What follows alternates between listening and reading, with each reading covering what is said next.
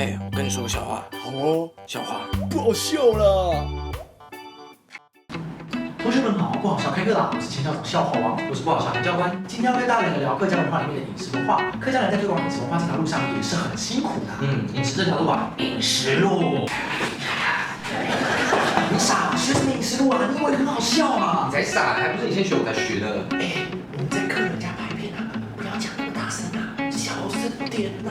所以我们是在客家小炒。哦，这个客家很好，那很好吃哎。你知道它的食材有什么吗？知道啊，它使用的食材有酱油、鱿鱼、五花肉、芹菜、葱、豆干。是哦，不吃整体，拿这把葱就觉得很爱你哎。从前从前有个人爱你很久。哦奶你别闹了啦！话说你知道客家小炒怎么来的吗？知道哎，这可是非常节俭的客家人，在以前祭拜神明还有祖先的时候，会把祭拜用的猪肉留下来，加入鱿鱼还有葱爆炒，完全不浪费食材哦。你在干嘛？因为我在节俭呐。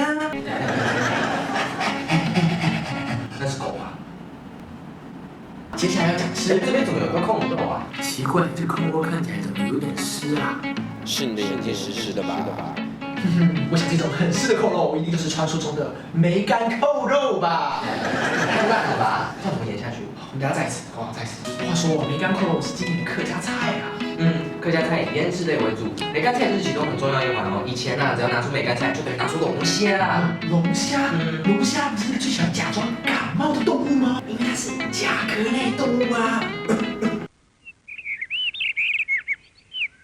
你懂三七嘞？又要讲哦。你在讲什么？我听不懂啊。我在讲客家话啦，听不懂就要学啊。到哪里可以学啊？像我平常都是上客家电视台的网站看戏剧、看新闻，学客家话喽。你是说上面会教你客家话？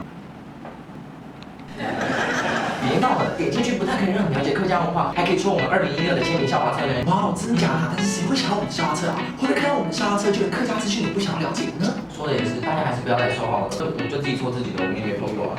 真的？那下一集我们要介绍客家的节庆活动，会不会根本没有人想听啊？